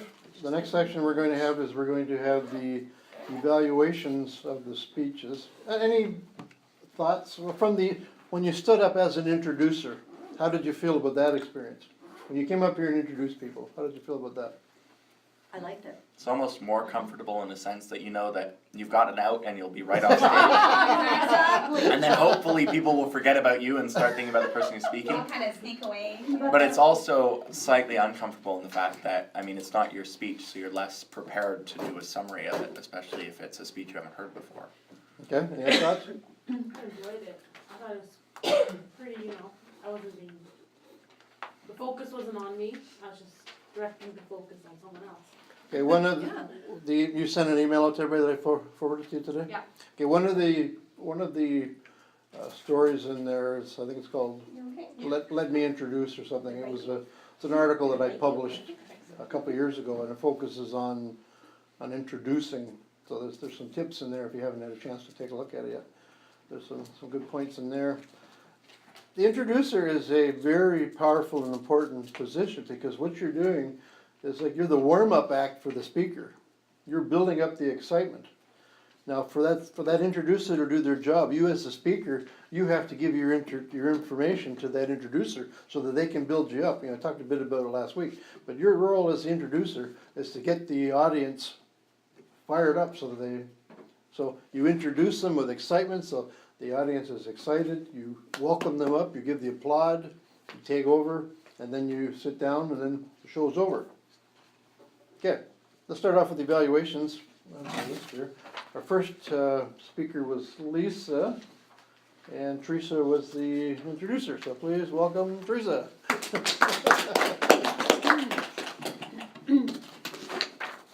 Thank you, Mary. In the interest of time and just for going back and forth, should I just stay up and do the evaluations Yeah, you for all could. three? Could we Yeah. do that? Okay. Yeah. I will be evaluating tonight. I will be evaluating Lisa, DP, and Sarah. And I also am still learning, and evaluations is I still have some challenges. So I'm trying to keep them short and concise, and especially in interest of time. Our first speaker tonight was Lisa, and I like how Lisa came up and started with, I'm here to talk to you about hobbies. It's important to get people interested in what you're going to talk about, and it's important to sort of give them an idea of what you're going to talk about. So I think that was a very good opening. We knew exactly, it was straightforward, we knew exactly what she was going to discuss. She had a lot of really good structure to her speech, and you know, what she tried and didn't work, and then went on to explain the hobbies that she did have some success with her music and gardening, her hiking and reading. She expanded on those ideas a little bit, but it was just a little bit, and I wanted to know more. And I think that Lisa, when she has her speaker's moment, she'll confirm if this is true. I think her intention was to expand on those. Yes. And that's what I felt. You can explain later. But I do believe that happens sometimes. You come up and you think you've got all these things you want to discuss, and then blank, you know, and that's the worst feeling. However, we didn't necessarily know that. I just assumed that because I knew how long your speech was supposed to be. But not everybody would always know that, so wouldn't worry about it. If it does happen and you're short and concise, okay, that's all she had to say. Most people wouldn't be evaluating you like we are here tonight. So anyways, that's fine. Next time, if she were to do that speech again, do it exactly the same way, just expand on the ideas. And I like how she ended to take it to the audience. You know, hope you will find your hobbies as well. So that was good, but maybe opening with something about the audience so that when she closes with something about the audience, it kind of brings the two together. The second person that will be evaluating tonight is DP. And DP, let me make sure I'm getting the right person. I thought the opening was very intriguing. I know we're not here to evaluate the introducer, but imagine. I mean, that just really was intriguing. Made you want to, wow, what is she going to tell us? And as much as it started really good, it just kept getting better. And she started with, good evening, nice opening, good evening, everyone. And she did throw in the salutations too, but she made it very smooth. And her question was, imagine, and she paused, and she engaged the audience, and DP has a real knack to do that. And she expanded on what she was talking about and started to tell not personal stories so much, but a personal experience that she had with her Facebook. And I found it very moving. And I think for somebody to be able to get up and move people, bring some emotion. She had humor in there too, though. So I think I can't remember what she had said, but there was something that made us laugh for a moment and also kind of got the little lump in the throat too. And what I feel is her strength is to be able to make people think. I thought that DP had a real knack for doing that because she asks so many questions. What if this and this and this? So I think expand on that skill because that is a true strength for you.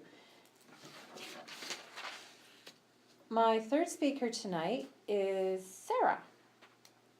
And Sarah had her goal was to be very clear and have structure in her speech. Definitely nailed that. And it had a chronological order, which is one other way to do it. And we knew right off the bat she was going to talk about her love of children. She took us through from way back, and she explained every little thing. I think that was very well done because when she was talking about babysitting, she explained why she took that. She talked about Garden Lake and VeggieTales. Not everybody in the room might know what Garden Lake and VeggieTales is, so she told us a little bit about it. So we go, oh, okay, that's what that is. Very important to do that with your audience because not everybody will necessarily know what you know. So keep that in mind when you need to explain. My gift for Sarah would be to breathe.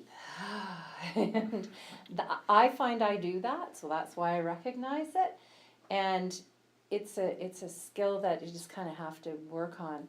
When you're speaking and you're up here, it's just all tight. So just take a moment, because nobody knows. And when you do that, it just kind of helps things flow, because the speech had times when there was that, and then it would flow. And there would be times when there was a little bit of that, and then it would flow. So you're getting there, but just keep breathing, and I think that will help you. I think that is it for my evaluations tonight. Back to Ray. Oh, we didn't look into that. Okay. Oh, you're How to thinking, make her work too. I need to have it. Oh, okay. No, just introduce me. Oh, okay. Not over to Ray. Like, put me on the spot. Okay. Ray is going to be speaking with us this evening about general. No. No, you're not. No, you're not. No, you're introducing me as the next evaluator. Oh, I'm so sorry. Of course, we have 2 more people to evaluate. All right. Our next evaluator this evening, see, I'm still learning too, will be Ray Stonehouse evaluating 2 more people. Amanda and Casey. Thank you. It's a relief you made a mistake. Oh, yeah, I think I absolutely. speak for everyone Oh, when yeah. I say thanks for doing that. Okay, I evaluated 2 speakers. The first speaker I evaluated was Amanda. Now, right from the get-go, one of the things that I noticed about Amanda's speaking ability is that she is an entertainer. She's a storyteller, and it seems, I don't think it's put on, I think it's natural. She seems to have a gift for it, and she certainly seems to love doing it. Her smile, like if you use a bit of a metaphor, I guess, she lit up the room, and I wanted to hear what she had to say. Now, this is an organize your speech. So what we were looking at as evaluators, you've seen this in your book, was the speech value, the preparation, the manner, the organization, the opening, the body of the speech, and the conclusion. So every speech should have that. That's the intent of it. Now, right from the beginning, I really wasn't too sure what Amanda was going to talk about. I asked her in the break what the topic of her speech was, and I found out it was maybe procrastination, maybe motorcycle, maybe she'll think about it a little later and come up with a title. I believe every speech, every presentation should have a title, because it's one of those things that grabs the audience's attention. I thought the speech was interesting, it was entertaining, lots of good information in there. It gave me an idea of what Amanda's life is like based on her home renovation projects. It's an interest that I have. I hadn't ever thought of it from that perspective, so I found that was interesting. Is there a word, funnily? Yes. Funnily? Yes. We accept it as a word? Yes. So funnily enough, I don't think it is a word, but say interestingly enough, she told us that she wasn't very well prepared. Yet she had a ream of papers there with her notes on it, and so that showed preparation. The speech was written out, yet from where I was sitting almost directly beside her, the notes did not take away from her presentation. And I don't even know if she read them, but they helped. As I said, her manner was very confident. She enjoyed herself. Organization, I thought the speech flowed well. I thought there was a beginning, there was lots of content in the middle, and there was a conclusion. So I liked the middle part. The opening and the conclusion is where I have some rooms for suggestion. I noticed that Amanda started the speech that many new speakers do, and it's a way to reduce their anxiety by saying, this sounds familiar to you, Amanda, I wasn't sure what I was going to talk about. That may be true, but those are kind of like inside thoughts. We don't need to know that, because what you've done in that essence is you've taken away your first 5 to 10 seconds where you've going to grab the audience's attention. There's different versions of it. Many speakers are saying, I'm so scared, so I don't really feel comfortable up here. What it's doing is reducing your anxiety. That may not have been what it was for you, but that's how it could come across to the audience. And those first, heard the saying, you don't judge a book by the cover? People do. Your first 5-10 seconds, you need to grab the audience's attention. You want to set your credibility up, you want to get them to listen to you. So I would remove that sentence, and if you do have a chance to listen to the audio, you will hear that. Jump right in with your story. Grab their attention from the beginning. So as I said, I thought it was a good story, it flowed well, so that's the body of the speech. The conclusion, same idea. I would suggest something a little bit stronger, even when a person is telling an entertaining story or a story, there should be something to let people know that you are finished your story. If it's a mystery story, there has to be a climax and an end, there has to be a conclusion to it. If it's an entertaining story, somehow you need to let the audience know that your story's over, maybe asking them to do something. Perhaps you might want to think about this, or have you ever considered, or just leave with a quote. So that would be my suggestion to Amanda for speech, is just coming up with some kind of a conclusion to let us know. Our second speaker that I evaluated, Casey, same project, organized the speech. Now Casey came up here quite confident. He had very good info, it was his speech value. I thought he had some very good information. It gave me a lot to think about. And he certainly was evident that he had put a lot of preparation into his speech. He had put a lot of thought into it. It flowed from the beginning right through to the ending. Now for the mannerism, that was the next, the manner, and what they have for direct, confident, and or sincere. He was direct, he was confident, and he was sincere. So he did meet those criteria. A suggestion that I would make for Casey is to perhaps slow down a little bit. He was reading his notes from, I believe, from an electronic device of some sort. His note was there. So what happens is when a person writes a speech in the same method that they do when they read it, like when you read a story, it has periods, it has commas, it has question marks. Those are road marks. They tell you when to stop, they tell you when to speed up. So if you write your speech written, it's a little bit different than when you write a speech for speaking. Your sentences have to be shorter. You have to build in pauses. You have to stop at the end of sentences to give people time to think. You move on to your next point. But when people read sometimes, I felt that the pace was a little quickly. I don't know how you felt. You're going to have a speaker's moment. I don't know how you felt. But I felt the pace was a little bit quick. And while that allows you to give a lot of content, for the audience's perspective, there's a lot to think about. I'm thinking about one point here, and you're into the finishing off the next point, or the third point after that. So the ideas of these evaluations are everybody learns, not just Casey.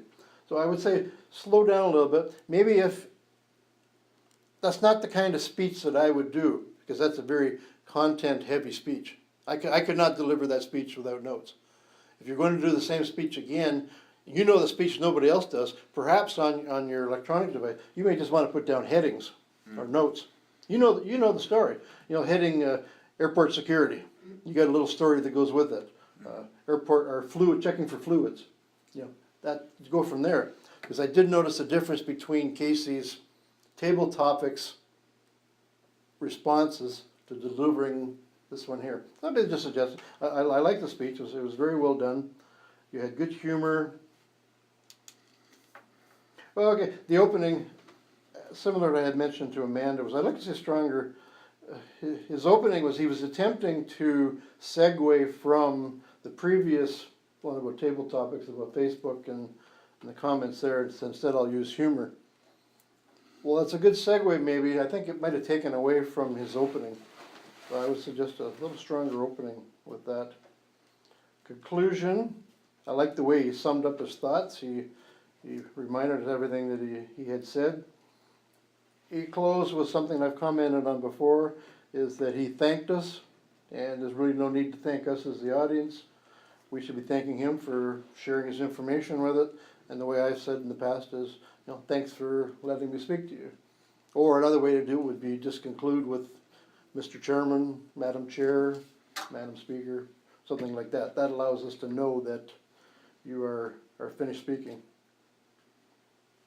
Overall, good strong voice. I enjoyed this speech. So we've had 5 evaluations. How's our time here? Keeping track of it. Okay, 8:53. Okay, we'll just give a brief minute to, how did it feel for you guys, a speaker's moment? Maybe we just work our way through this. How did you think your speech went? Mine? Yeah. I think it went well. I feel that I stuttered and I got really nervous, but I think that was because of the topic, because I wasn't sure how the topic would come across, cause it's so controversial sometimes, that you don't wanna offend anyone or step on anyone's opinions or, you know. However, other than that, I thought it was well. I don't- I think you have some great points on my speech, and, I know, definitely room for improvement on mine. I liked it, but still room for improvement. It was my second time speaking tonight, so, so, yeah. So you think there's room for improvement? Um, There's room for improvement for all of us. I agree with Amanda. Definitely, I think there was some room for improvement, but I am very slowly getting a little bit more comfortable being up in front of people, a small group of people. And I actually enjoyed being able to speak 3 times today.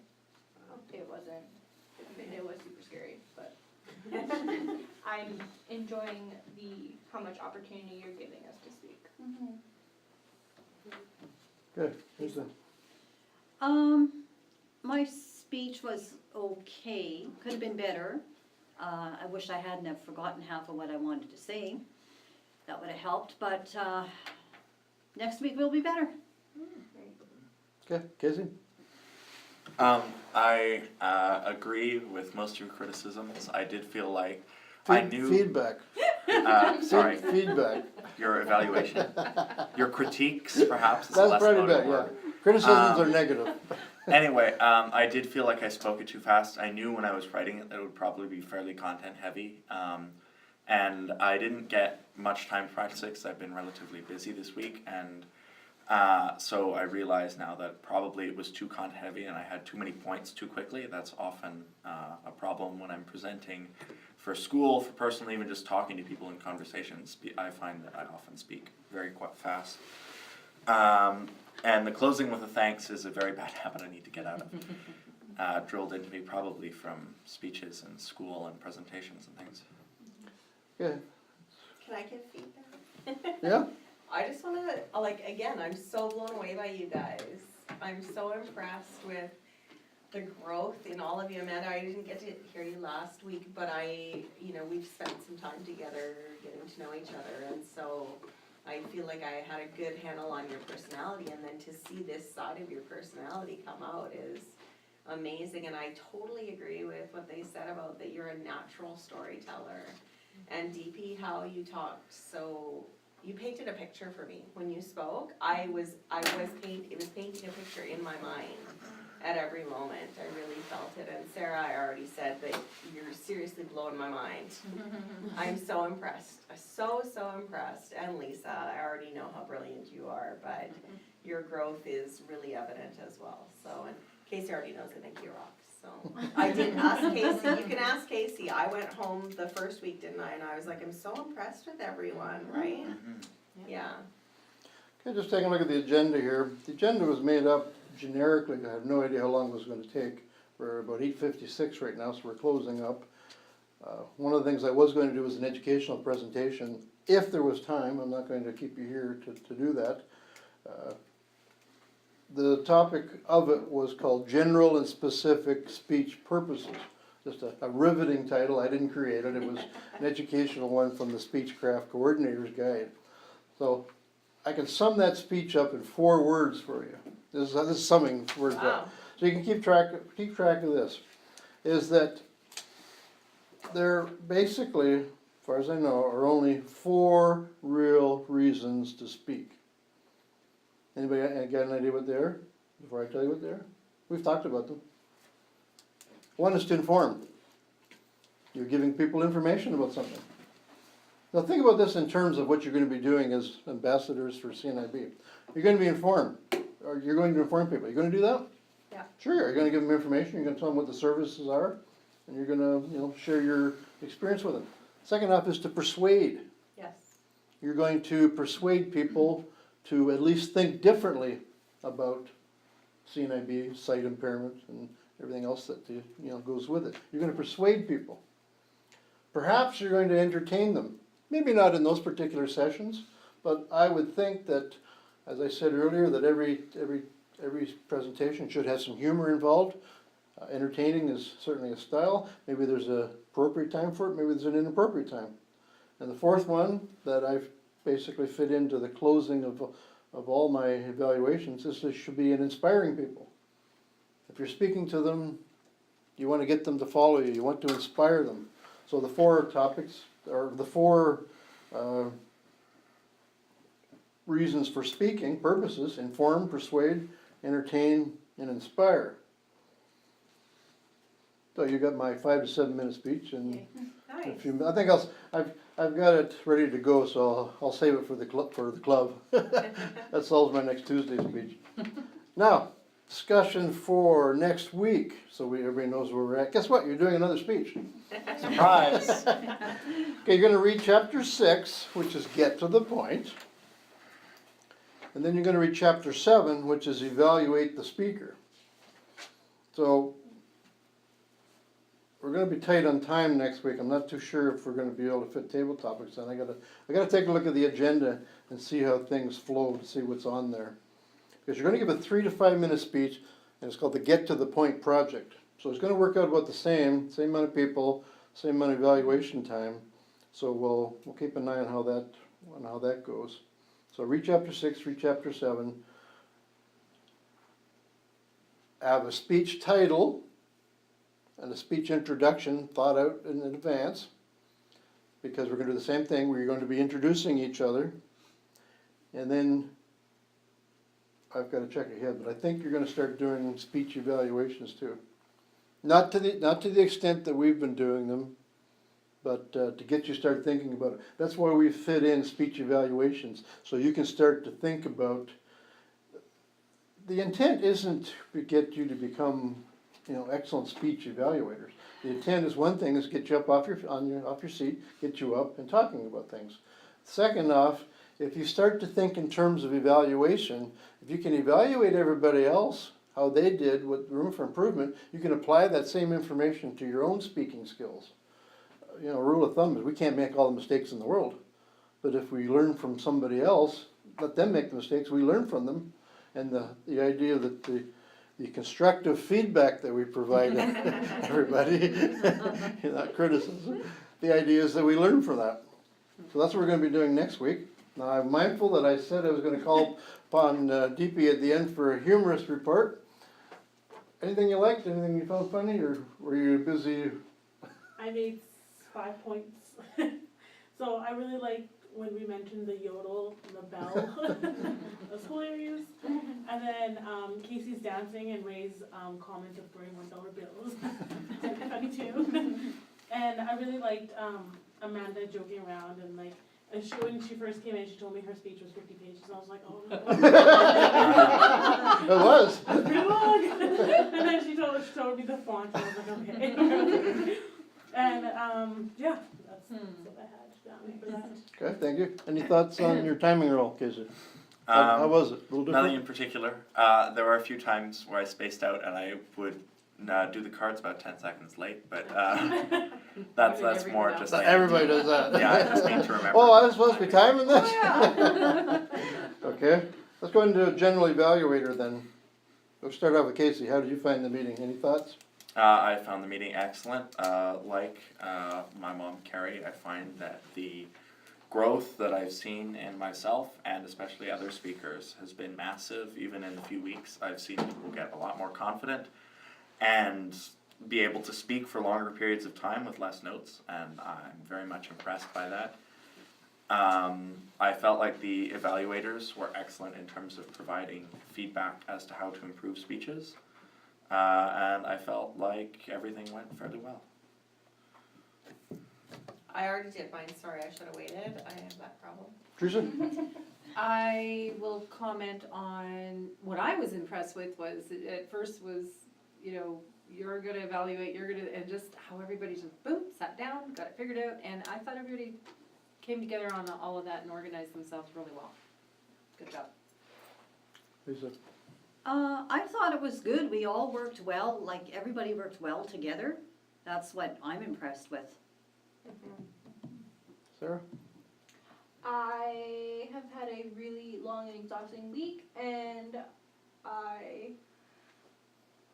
was thinking, oh, am I gonna be able to get through this? And I got through it, and I'm really happy that I came and got to participate with all my fellow friends, and I am actually looking forward to writing my speech next week. Right I on. can't present Amanda, Actually, a lot of what Sarah said, you know, like I had a busy week and it was actually nice to kind of come here and it was unexpected. I was kind of a little bit dreading it, you know, but it was nice and it's a great group of people and I see in myself as well as everybody else, you know, the more confidence in speaking in front of people and even times like this right now where I know I'm coming up and I get like all red in the face and like the other way, I have to get water or something, kind of like me. Not like last week when I had a daughter outside with wet hair, with the door locked, so I, you know, but it's good, you know.